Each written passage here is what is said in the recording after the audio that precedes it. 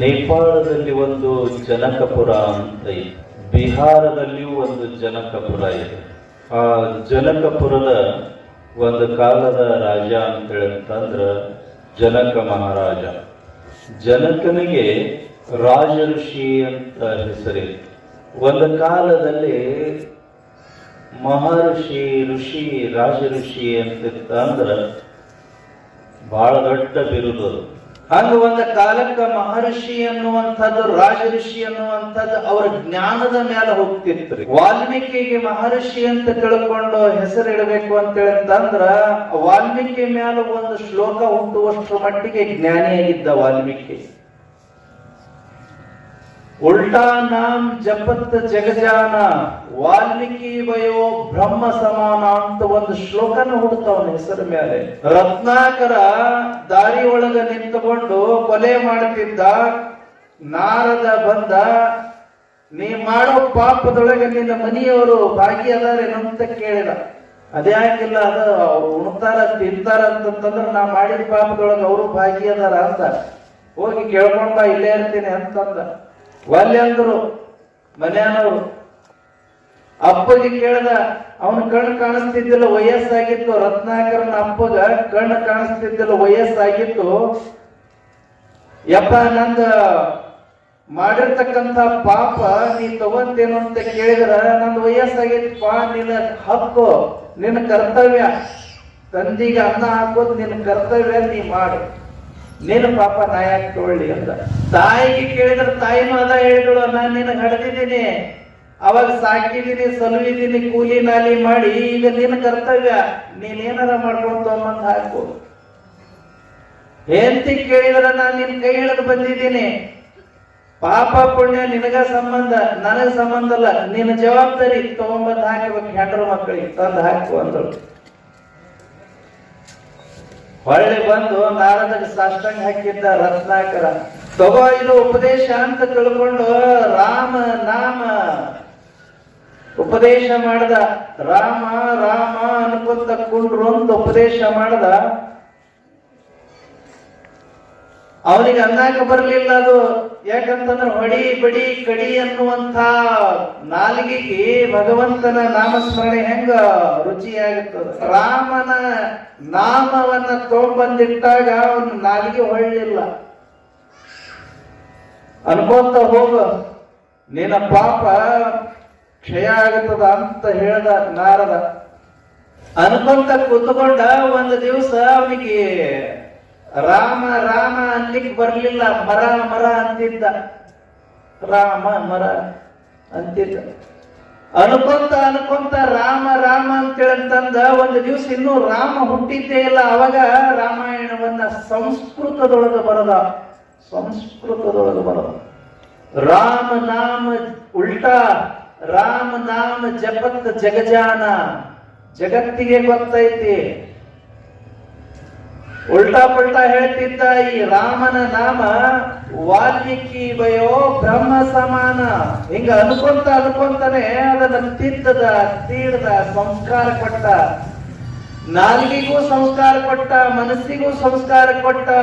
ಸಂಸ್ಕಾರ ಕೊಟ್ಟು ಬಂತ ವಾಲ್ಮೀಕಿ ಒಂದು ದಿವಸ ಬ್ರಹ್ಮನ ಸಮಾನ ಅಂದ್ರೆ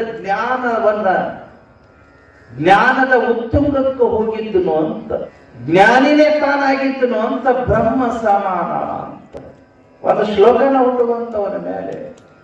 ಅವನು ಎಷ್ಟು ಕರುಣಿಯಾದನು ಆಮೇಲಿಂದ ಅಂತ ಹೇಳಿದಂದ್ರ, ಅಡವಿ ಒಳಗ ಒಂದು ದಿವಸ ನದಿಗೆ ಸ್ನಾನಕ್ಕೆ ಹೋದಾಗ ಯಾರೋ ಒಬ್ಬ ಹಂಸ ಪಕ್ಷಿಗೆ ಬಾಣ ಬಿಟ್ಟ.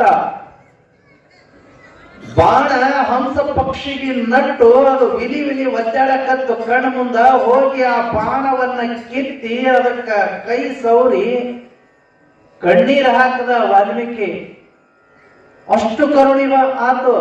ಮುಂಚೆ ಹಂಗಲ್ಲ, ಜನರನ್ನ ಕೊಲೆ ಮಾಡಿ ಅವರಲ್ಲಿರ್ತಕ್ಕಂಥ ಸಂಪತ್ತನ್ನ ಅಪಹರಣ ಮಾಡಿಕೊಂಡು ಮನೆಗೆ ಒಯ್ದು ಕೊಡ್ತಿದ್ದ. ಮನುಷ್ಯರನ್ನ ಕೊಲೆ ಮಾಡತಕ್ಕಂಥ ಪ್ರವೃತ್ತಿ ಇಟ್ಕೊಂಡಿರ್ತಕ್ಕಂಥ ವಾಲ್ಮೀಕಿ ಎಷ್ಟು ಬದಲಾವಣೆ ಆದದಂತಂದ್ರೆ, ಒಂದು ಹಂಸ ಪಕ್ಷಿಗೆ ಬಾಣ ನಟ್ಟರು ಅದನ್ನ ಕೈ ಆಡಿಸಿ ಕಣ್ಣೀರು ಹಾಕಿದ. ಯಾರವ ಪಾಪಿ ಇದಕ್ಕ ಬಾಣ ಹೊಡೆದವ ಅಂತಂದ. ಅದಕ್ಕೆ ಮಹರ್ಷಿ ಅನಿಸಿಕೊಂಡ ಮನುಷ್ಯ ತಪ್ಪು ಮಾಡೋದು ದೊಡ್ಡದಲ್ಲ, ತಪ್ಪನ್ನ ತಿದ್ದುಕೊಂಡು ಮತ್ತೆ ಮನುಷ್ಯನಾಗಿ ಬದುಕೋದೈತಲ್ಲ ಅದು ಬಹಳ ದೊಡ್ಡದು. ಪಾಪ ಮಾಡಿದೀನಿ ಅಂತ ಗೊತ್ತಾತು ಅಂತಂದ್ರ ಆ ಪಾಪವನ್ನ ಬಿಟ್ಟು ಪುಣ್ಯದ ಕಾರ್ಯ ಏನು ಮಾಡ್ಬೇಕು ಅಂತ ತಿಳ್ಕೊಂಡು ಜಾಗೃತನಾಗಿ ಇನ್ನೊಂದು ಸಲ ಪಾಪ ಮಾಡಲ್ದಂಗೆ ಬದುಕ್ತಾನಲ್ಲ, ಅವ ಜ್ಞಾನಿ ಆಗಕ್ ಶುರು ಮಾಡ್ತಾನೆ, ಜ್ಞಾನದ ದಾರಿಗೆ ಹೋಗಕ್ ಶುರು ಮಾಡ್ತಾನೆ. ಅದೇ ಮನುಷ್ಯನೇ ಒಂದು ದಿವಸ ಮಹರ್ಷಿ ಆಗ್ತಾನೆ. ಮಹರ್ಷಿ ಆಗತಕ್ಕಂಥವನು ಆಶ್ರಮವಾಸಿಯಾಗಿರ್ತಾನೆ. ಇವ ರಾಜ ಋಷಿ ಅನಿಸಿಕೊಂಡಿರ್ತಕ್ಕಂಥವನು ಜನಕ. ಯಾಕೆ ರಾಜ ಋಷಿ ಅನಿಸಿಕೊಂಡ ಅಂತ ಹೇಳಂತಂದ್ರ ರಾಜ್ಯವನ್ನ ಆಳ್ತಿದ್ದ ರಾಜ ಇವ. ರಾಜ ಆದ ಕಾರಣ ಜನಕ ರಾಜ ಋಷಿ ಅನಿಸಿಕೊಂಡ. ಅವನ ಆಸ್ಥಾನದೊಳಗ ಆತ್ಮಜ್ಞಾನಿಗಳಾಗಿರ್ತಕ್ಕಂಥ ಯಾಜ್ಞವಲ್ಕ್ಯರಂಥವ್ರು ಇದ್ರು, ಅಷ್ಟಾವಕ್ರನಂಥವ್ರು ಇದ್ರು. ಅವನ ಆಸ್ಥಾನದೊಳಗ ಮಹಾನ್ ಮೇಧಾವಿ ಪಂಡಿತರು ಇದ್ದ ಕಾರಣ ಅವರ ಜೊತೆಗೆ ನಿತ್ಯ ಸಂವಾದ ಮಾಡೋದ ಕಾರಣ ಜ್ಞಾನಿಯಾಗಿ ಬಿಟ್ಟಿದ್ದ ಜನಕ. ಜ್ಞಾನಿಯಾಗಿದ್ದಕ್ಕ ಜನಕನಿಗೆ ರಾಜ ಋಷಿ ಅಂತ ಕರೀತಿದ್ರು. ಒಂದು ಸಲ ಹಿಂಗಾಯ್ತು, ವ್ಯಾಸರ ಮಗ ಸನತ್ ಕುಮಾರ ಅಂತ ಹುಡುಗ, ಸಣ್ಣ ಹುಡುಗ. ಹಿಂಗ ಅವನಿಗೆ ಮನೆಯೊಳಗನ ಕುಂಡ್ರಿಸಿ ಕೆಲವೊಂದಿಷ್ಟು ದಿವಸ ಪಾಠ ಮಾಡಿದ್ರು. ಒಂದು ವಯಸ್ಸಿಗೆ ಬಂದ ಬಳಿಕ ಆ ವ್ಯಾಸರು ಕೂತ್ಕೊಂಡು ವಿಚಾರ ಮಾಡಿದ್ರು. ನನ್ನ ಮಗ ನನ್ನ ಹಂತಕನ ಓದಿಸಿದ್ರ ಅವ ತಂದಿ ಎನ್ನುವಂತ ಒಂದು ವಾತ್ಸಲ್ಯದೊಳಗೆ ಓದಲಿಕ್ಕಿಲ್ಲ, ನನ್ನ ಮಾತು ಕೇಳಲಿಕ್ಕಿಲ್ಲ ಅಂತ ತಿಳ್ಕೊಂಡು ಸಂಶಯ ಬಂತ್ರಿ ಅವರಿಗೆ. ಮಹರ್ಷಿ ವ್ಯಾಸ ಏನು ಸಾಮಾನ್ಯ ವ್ಯಕ್ತಿ ಅಲ್ಲ, ಪಂಡಿತ. 18 ಪುರಾಣಗಳನ್ನು ಬರೆದಿದ್ದ, 6 ಶಾಸ್ತ್ರಗಳನ್ನು ಬರೆದಿದ್ದ, ಭಗವದ್ಗೀತೆಯನ್ನ ಬರೆದಿದ್ದ, ಮಹಾಭಾರತವನ್ನ ಬರೆದಿದ್ದ. ವೇದಗಳನ್ನ 4 ಭಾಗವಾಗಿ ವಿಂಗಡಣೆ ಮಾಡಿ ಋಗ್ವೇದ ಯಾವುದು, ಸಾಮವೇದ ಯಾವುದು, ಅಥರ್ವಣ ವೇದ ಯಾವುದು, ಆ ವೇದಗಳನ್ನು ವಿಭಾಗೀಕರಿಸಿ ಬೇರ್ಪಡಿಸಿದ್ದ ಅಷ್ಟು ಜಾಣ ಮನುಷ್ಯವ. ಅಂಥ ವೇದವ್ಯಾಸನ ತನ್ನ ಮಗನ ಮ್ಯಾಲ ವಿಶ್ವಾಸ ಕಳ್ಕೊಳ್ಳುವಂಗ ಚಿಂತನೆ ಮಾಡಕತ್ತ. ಮಕ್ಕಳು ಅಂತಂದ್ರ ತಂದೆ ತಾಯಿಗೂ ಒಂದಿಷ್ಟ ಅನುಕಂಪ ಇರ್ತದ. ಹಾಗಾಗಿ ಈ ಮಕ್ಕಳಿಗೆ ಸಲಿಗೆ ಕೊಟ್ಟರು ಅವು ಅಭ್ಯಾಸ ಮಾಡಂಗಿಲ್ಲ ಅಂತ ಗೊತ್ತು ಮಾಡಿಕೊಂಡು ವ್ಯಾಸರು ಇವನಿಗೆ ಎಲ್ಲಿ ಕಳಿಸ್ಬೇಕು, ಯಾರ ಆಶ್ರಮಕ್ಕೆ ಕಳಿಸ್ಬೇಕು, ಯಾರ ಹತ್ರ ಕಳಿಸ್ಬೇಕು ಅಭ್ಯಾಸ ಮಾಡಾಕ ಅಂತ ವಿಚಾರ ಮಾಡಾಕತ್ತಾರ್ರಿ ಅವರು. ಚಲೋ ಶಾಣೆ ಆಗಬೇಕು, ವಿದ್ಯಾವಂತನಾಗಬೇಕು, ಪಂಡಿತನಾಗಬೇಕು. ನನ್ನ ಮಗ ನನಗಿಂತಲೂ ಶಾಣೆ ಆಗಬೇಕು, ಪಂಡಿತನಾಗಬೇಕು, ವಿದ್ಯಾವಂತನಾಗಬೇಕು, ಸಂಸ್ಕಾರವಂತನಾಗಬೇಕು ಅಂತ. ಬರೀ ಶಿಕ್ಷಣ ಸಿಕ್ಕರೆ ಆಗಂಗಿಲ್ಲ, ಶಿಕ್ಷಣದ ಜೊತೆಗೆ ಸಂಸ್ಕಾರನೂ ಬೇಕು. ಬರೀ ಸರ್ಟಿಫಿಕೇಟ್ ಅಷ್ಟ ಆದ್ರೆ ಈ ಜಗತ್ತಿನೊಳಗೆ ಬದುಕಕ್ ಆಗಂಗಿಲ್ಲ. ಒಂದಿಷ್ಟು ಜನರಲ್ ನಾಲೆಜ್ ಇರಬೇಕು, ಹೆಂಗ ಬದುಕಬೇಕು, ತಾಯಿ ಜೊತೆಗೆ ಹೆಂಗ್ ಬರ್ತಾನೆ, ತಂದಿ ಜೊತೆಗೆ ಹೆಂಗ್ ಬರ್ತಾನೆ, ಬಂಧು ಬಾಂಧವರ ಜೊತೆಗೆ ಹೆಂಗ್ ಬರ್ತಾನೆ. ಹಂಗ ಮಹರ್ಷಿ ವ್ಯಾಸರು ವಿಚಾರ ಮಾಡಿದ್ರು, ಸನತ್ ಕುಮಾರರಿಗೆ ಎಲ್ಲಿ ಕಳಿಸಿ, ಎಲ್ಲಿ ವಿದ್ಯಾಭ್ಯಾಸ ಮಾಡಿಸ್ಬೇಕು, ಯಾವ ಆಶ್ರಮ ಒಳ್ಳೇದೈತಿ. ಅವಾಗ ಆಶ್ರಮ ರೀ. ಅದಕ್ಕ ವ್ಯಾಸರು ಕೂಡ ವಿಚಾರ ಮಾಡಿದ್ರು ಎಲ್ಲಿ ಕಳಿಸಬೇಕು ಅಂತ. ಅವರಿಗೆ ಗೊತ್ತಾಗಿದ್ದು ಅಲ್ಲಿ ಬೇಡ, ಜನಕನ ಹತ್ರನ ಕಳಿಸೋಣ, ಅಲ್ಲೇ ಪಾಠ ಮಾಡಿಸೋಣ ಅಂತ ವಿಚಾರ ಮಾಡಿದ್ರು.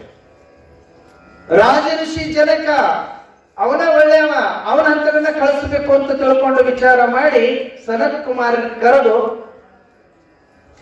ಒಂದಿಷ್ಟು ಬಟ್ಟಿ, ಒಂದು ಕೋಲು, ಒಂದು ಕಟೋರಿ. ಭಿಕ್ಷಾ ಬೇಡ್ಕೊಂತ ಹೋಗ್ಬೇಕ್ರಿ. ಅವಾಗಿನ ಕಾಲಕ್ಕೆ ರೊಕ್ಕ ತೊಗೊಂಡು ಗುಯಿ ಅಂತ ಹೋಗಂಗಿಲ್ಲ. ಆಗಿನ ಕಾಲಕ್ಕೆ ವ್ಯಾಸರು ಹಳ್ಳಿಗೆ ಹೋಗಿ ಭಿಕ್ಷೆ ಮಾಡ್ಕೊಂಡು ಊಟ ಮಾಡಿ ಜನಕನಂತೆ ಹೋಗಿ ವಿದ್ಯಾಭ್ಯಾಸ ಮಾಡಿ ಬಾ ಅಂತ ತಿಳ್ಕೊಂಡು ಮಗನಿಗೆ ಹೇಳಿ ಕಳಿಸಿದ್ರು. ದಾರಿ ಒಳಗ ಯಾವ ಹಳ್ಳಿ ಸಿಗ್ತದ ಅಲ್ಲಿ ವಸತಿ ಮಾಡ್ಬೇಕು. ಆ ಕಡೆಗೆಲ್ಲ ಒಂದೊಂದು ಛತ್ರಗಳಿರ್ತಾವ್ರಿ. ಈ ಪಾಂಥಿಕರಿಗಾಗಿನೇ ನಡ್ಕೊಂತ ಹೋಗೋರಿಗಾಗಿನೇ ಒಂದೊಂದು ಛತ್ರಗಳಿರ್ತಾವ, ಸಣ್ಣ ಸಣ್ಣ ಛತ್ರಗಳಿರ್ತಾವ. ಅಲ್ಲೇ ವಸತಿ ಮಾಡ್ಬೇಕು. ಆ ನಂತರದೊಳಗೆ ಆ ಊರೊಳಗ ತಮಗೆಷ್ಟು ಬೇಕಷ್ಟು ಭಿಕ್ಷಾ ಬೇಡಬೇಕು, ಊಟ ಮಾಡ್ಬೇಕು, ಆ ಛತ್ರದೊಳಗೆ ವಸತಿ ಮಾಡ್ಬೇಕು, ಮರುದಿವ್ಸ ಎದ್ದು ಮತ್ ಮುಂದಿನ ಊರಿಗೆ ಹೋಗ್ಬೇಕು. ಹಿಂಗ ಮಾಡ್ಕೊಂತ ಸನತ್ ಕುಮಾರ ಒಂದು ದಿವಸ ಜನಕನ ಅರಮನೆಗೆ ಬಂದ. ಜನಕನ ಅರಮನೆ ಒಳಗೆ ಒಂದು ಪದ್ಧತಿ ಇತ್ತು. ಯಾಕಂತಂದ್ರೆ ರಾಜ ದಿಢೀರಂತ ಒಳಗೆ ಹೋಗುವಂತಹ ವ್ಯವಸ್ಥೆ ಇರಲಿಲ್ಲ. ಅಲ್ಲೆಲ್ಲ ಒಂದಿಷ್ಟು ನಿರ್ಬಂಧ ಮಾಡಕ ಒಂದಿಷ್ಟು ಸೇವಕರು ಇರ್ತಿದ್ರು, ಬಾಗಿಲ ಕಾಯೋರು. ಆದ್ರ ಬ್ರಾಹ್ಮಣರಿಗೆ, ಯತಿಗಳಿಗೆ ಮತ್ತು ತಪಸ್ವಿ ಸನ್ಯಾಸಿಗಳಿಗೆ ಒಳಗೆ ಹೋಗಕ್ ಯಾವ ನಿರ್ಬಂಧನೂ ಇರಲಿಲ್ಲ. ಯತಿವೇಷದೊಳಗಿರ್ತಕ್ಕಂಥ ಸನತ್ ಕುಮಾರ ಬಾಗಿಲಿಗೆ ಹೋದ ತಕ್ಷಣನೇ ಒಳಗೆ ಬಿಟ್ರು. ನಡೀಪ ಒಳಗಂತೆ ಬಾಗಿಲ ಕೈಯವರು ಒಳಗೆ ಬಿಟ್ರು. ಅಂತಃಪುರ ದೊಡ್ಡದೊಂದು ಹಾಲ್. ಆ ಹಾಲ್ನೊಳಗ ಅಂತಃಪುರದೊಳಗ ಹಿಂಗೊಂದು ಹಂಸ ತೂಲಿಕೆ ಮಂಚ ಐತಿ. ಆ ಮಂಚದ ಮ್ಯಾಲ ಜನಕ ಮಹಾರಾಜ ಕಣ್ಣು ಮುಚ್ಕೊಂಡು ಹಿಂಗ್ ಮಲ್ಕೊಂಡನ. 4 ಹರೆಯದ ಹುಡುಗಿಯರು, ಸುಂದರಿಯರು ಕೈ ಕಾಲು ಹಿಚ್ಕಾಕತ್ಯಾರ, ಮಾಲಿಶ್ ಮಾಡಾಕತ್ತಾರ, ಎಣ್ಣೆ ಹಚ್ಚಿ ಸೇವಾ ಮಾಡಾಕತ್ತಿದ್ದನ್ನ ಸನತ್ ಕುಮಾರ್ ನೋಡಿದ್ರು. ಬಾಗಲದೊಳಗ ಹಿಂಗೆ ಇಣಕಿದ ತಕ್ಷಣ ಕಂಡು ಬಿಡ್ತು. ನೋಡಿದ್ರು, ಮುಖ ಕಿವುಚಿದ್ರು. ಸನತ್ ಕುಮಾರ್ ಸಣ್ಣ ಹುಡುಗ, 12-15 ವರ್ಷ. ಮುಖ ಕಿವುಚಿ ಒಂದು ನಿಮಿಷ ನಿಂತುಕೊಂಡು ವಿಚಾರ ಮಾಡ್ದ. ಇವ ಏನು ನನಗ ಗುರು ಅಕ್ಕನ ಅಂತೇಳಂತಂದ. ಗುರು ಆಗುವಂತ ಲಕ್ಷಣ ಒಂದೂ ಇಲ್ಲ ಇವನ ಹತ್ರ. ಗುರು ಆಗುವಂತ ಲಕ್ಷಣ ಒಂದರ ಇರ್ಬೇಕಾ? ಇವ ನೋಡಿದ್ರ ಹಂಸ ತೂಲಿಕೆ ಮೇಲೆ ಮಲ್ಕೊಂಡನ. 4 ಜನ ಹೆಣ್ಮಕ್ಕಳು ಕೈ ಕಾಲ ಹಿಚ್ಕಾಕತ್ಯಾರ, ಮಾಲಿಶ್ ಮಾಡಾಕತ್ಯಾರ. ಹೆಣ್ಮಕ್ಳ ಕಡೆಯಿಂದ ಮುಟ್ಟಿಸ್ಕೊಂಡು ಮಾಲಿಶ್ ಮಾಡ್ಕೊಳ್ತಕ್ಕಂಥ ಇವ ಯಾ ಗುರು ಅಂತೇಳಂತಂದ. ಯಾಕಂತಂದ್ರ ಈ ಸಮಾಜದೊಳಗ ಅವ ಗುರು ಅನಿಸ್ಕೋಬೇಕು ಅಂತೇಳಂತಂದ್ರ ಅವನಿಗೆ ಒಂದು ಲಕ್ಷಣ ಇರ್ಬೇಕು. ನಾವೆಲ್ಲ ವಿಚಾರ ಮಾಡ್ತೀವಿ, ಒಂದು ಲಕ್ಷಣ ಏನು ಅಂತೇಳಂತಂದ್ರ ಹೆಣ್ಣು, ಹೆಂಡ, ಖಂಡ, ಇವು ಮೂರರಿಂದ ದೂರ ಇರ್ಬೇಕಂತ. ಆದ್ರ ಶಾಸ್ತ್ರದೊಳಗ ಇದನ್ನ ಅಳತೆ ಮಾಡಂಗಿಲ್ಲ.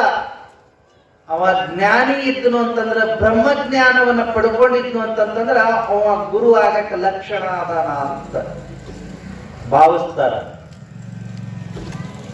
ಅವರವರ ಪದ್ಧತಿ ಅಂತ ಭಾವಿಸ್ತಾರ್ರಿ. ಅದು ಅವರು ಲಗ್ನಾರ ಮಾಡ್ಕೊಳ್ಳಿ, ಶರೀರ ಕುಡಿಲಿ, ಖಂಡಾರ ತಿನ್ಲಿ, ಏನಾರ ಮಾಡ್ಕೊಳ್ಳಿ, ಅದು ಸಂಬಂಧ ಇಲ್ಲ. ಆದ್ರೆ ಆ ವ್ಯಕ್ತಿ ಜ್ಞಾನಿಯಾಗಿರ್ಬೇಕು, ತನ್ನನ್ನ ತಾನು ತಿಳ್ಕೊಂಡಿರಬೇಕು. ಕುಂಬಾರದ ಹುಳ ಇದ್ದಂಗಿರ್ಬೇಕು, ಈ ಸಮಾಜದೊಳಗಿದ್ದು ಇಲ್ಲದಂಗಿರಬೇಕು. ಶಶನಾಳ ಶರೀಫ ಇದ್ದಾನೆ. ಯಾವಾಗ ನೋಡಿದ್ರು ಬಗಲಾಗ ಸೆರೆದ ಒಂದು ಹೂಜಿ ಇರದ, ನೀರಿನ ಹೂಜಿ ಇರ್ತಿದ್ವಲ್ರಿ, ಆ ನೀರಿನ ಹೂಜಿ ಒಳಗನ್ನ ತುಂಬಿಕೊಂಡು ಅಡ್ಡಾಡ್ತಿದ್ರು. ಒಂದು ಚಿಲುಮಿನು ಇರ್ತಿತ್ತು, ಸರಿಯಾದ ಹೂಜಿನೂ ಇರ್ತಿತ್ತು. ಅದರ ಜ್ಞಾನ ನೋಡಿದ್ರ ಅದ್ಭುತ ಜ್ಞಾನ, ಬ್ರಹ್ಮಜ್ಞಾನ. ಅದು ಎಂತ ಹಾಡು ಹಾಡ್ತಿದ್ದ ಅಂತೇಳಂತಂದ್ರ ಅದ್ಯಾವ್ದದು? ಹುಬ್ಬಳ್ಳಿ ಮಾಟ. ಏನು ಕೊಡವ್ವ, ಏನ್ ಅರ್ಥ ಆತ್ರಿ ಆ ಹಾಡು ಹಾಡಿದ್ರೆ? ಕೊಡ ಅಂತಂದ್ರೆ ಹಿತ್ತಾಳಿದು ತಾಮ್ರದ್ದು ಕೊಡ ಅಲ್ಲ, ಈ ಶರೀರ ಅನ್ನುವಂತ ಕೊಡ. ಹುಬ್ಬಳ್ಳಿ ಮಾಟ. ಬೆಳ್ಯಾಕತ್ತೈತಿ, ಅದು ಬಳ್ಳಿ ಹೂ ಬಿಟ್ಟು ಬೆಳ್ಯಾಕತ್ತೈತಿ ಶರೀರ ಅನ್ನುವಂತ ಮಾಟ. ಏನು ಅದ್ಭುತ ಮಾಡ್ಯಾನ, ಇದನ್ನ ತಿಕ್ಕಿಲ್ಲ ಬೆಳಗಿಲ್ಲ, ಏನು ಚಂದ ಥಳ ಥಳ ಹೊಳಿತೈತಿ. ಒಳಗ ಜ್ಞಾನ ಇತ್ತಂದ್ರ ಹೊಳಿತೈತಿ, ಇಲ್ಲ ಅಂತಂದ್ರ ಇದಕ್ಕ ಮಸಿ ಹತ್ಕೊಂಡು ಕರ್ರಗಾಗಿ ಕೂತ್ಕೊಂತೈತಿ. ಜ್ಞಾನ ಇರ್ಬೇಕಲ್ಲ.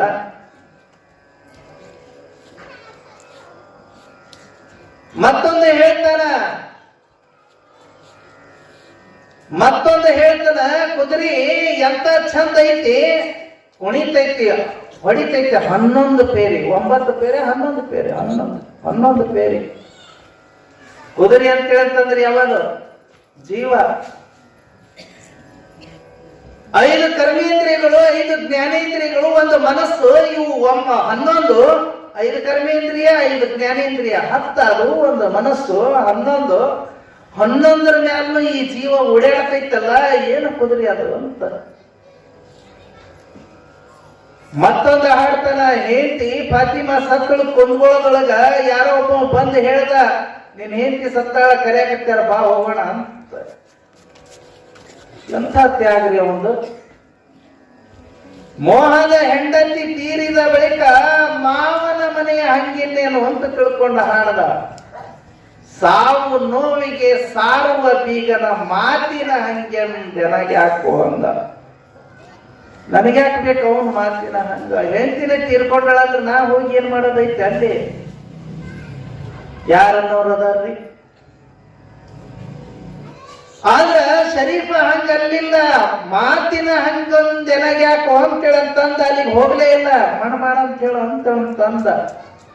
ಅಳ್ಕೊಂತ ಮನ್ಯಾಗಾರ ಕುಂತನೇನ್ರಿ? ಇಲ್ಲ. ಅವನೊಂದು ಕಾಂಬಳಿ ಇತ್ತು, ಹೆಗಲ ಮೇಲೆ ಹಾಕೊಂಡ, ಒಂದು ಕೋಲ್ ಇತ್ತು, ಕೋಲ್ ತಗೊಂಡ ಗುರುವನ್ನ ಹುಡ್ಕೊಂತ ಬಂದ. ಗೋವಿಂದ ಭಟ್ಟರನ್ನ ಗುರುವನ್ನ ಹುಡ್ಕೊಂತ ಬಂದ. ಈ ಲಕ್ಷ್ಮೇಶ್ವರದೊಳಗೆ ಕೋಡಿ ಎಲ್ಲಮ್ಮನ ಗುಡಿ ಅಂತ ಕುಂತಿದ್ದ.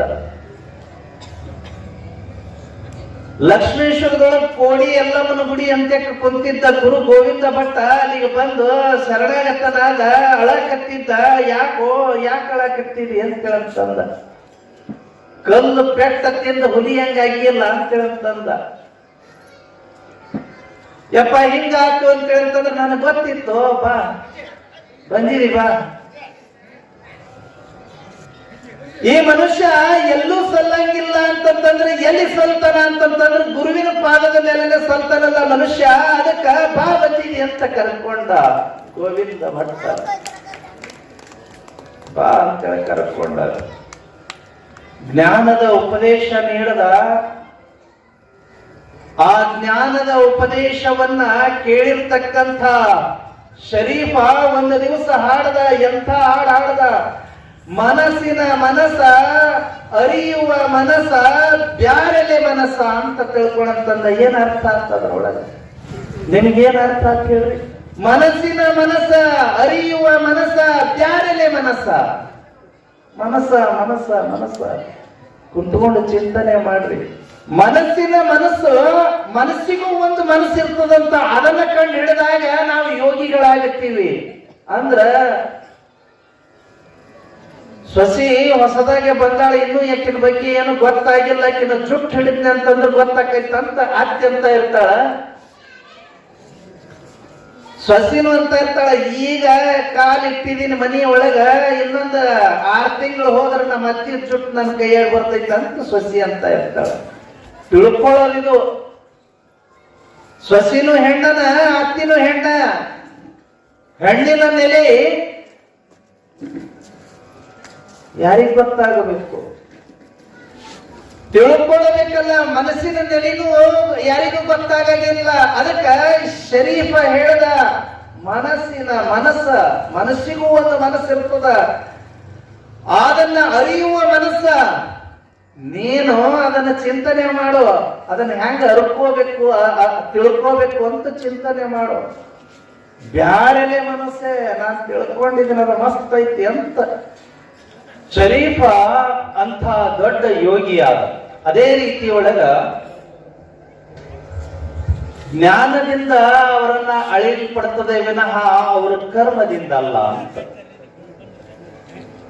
ಆಗ ಸನತ್ ಕುಮಾರನಿಗೆ ಗೊತ್ತಿರಲಿಲ್ಲ, ಜನಕನ ಆಸ್ಥಾನದೊಳಗೆ ಅವ ಮಲ್ಕೊಂಡು ಆರಾಮಾಗಿ ಮಲ್ಕೊಂಡಿರುವಾಗ 4 ಜನ ಹೆಣ್ಮಕ್ಳು ಕೈ ಕಾಲು ಮಾಲಿಶ್ ಮಾಡೋದನ್ನ ನೋಡಿ ಇವ ಯಾಗುರು ನನಗೇನು ಇವ ಪಾಠ ಮಾಡ್ತಾನ, ತಾನ ಸರಿ ಇಲ್ಲ ಅಂತ ತಿಳ್ಕೊಂಡ. ಛೀ ಅಂದು ಬೇಡ ಬೇಡ ಇವನಂತಕ್ಕೆ ಅಭ್ಯಾಸ ಮಾಡೋದು ಅಂತ ತಿಳ್ಕೊಂಡು ಹೊಳ್ಳಿ ಹೊಂಟಿದ್ದ. ಜನಕ ತನ್ನ ಸೇವಕನ ಮುಂದೆ ಹೇಳಿ ಕಳಿಸದ, ಒಬ್ಬ ಸಾಧಕ ಬಂದನ, ಯತಿ ಬಂದನ, ಅವನ್ನ ಕರ್ಕೊಂಡು ಬರ್ರಿ ಅಂತ. ಅವ ಹೋಗಿ ಮಹಾರಾಜರು ಕರೀತಾರ್ರಿ ಅಂತ ತಿಳ್ಕೊಂಡು ಕರ್ಕೊಂಡು ಬರುವುದ್ರೊಳಗನ ಆ 4 ಜನ ಹೆಣ್ಮಕ್ಳನ್ನ ಒಳಗ್ ಕಳಿಸಿ ಒಂದ್ ಅಂಗಿ ಹಾಕೊಂಡು ಹಂಸ ತೂಲಿಕೆ ಮೇಲೆ ಎದ್ದು ಕೂತ್ಕೊಂಡಿದ್ದ ಜನಕ.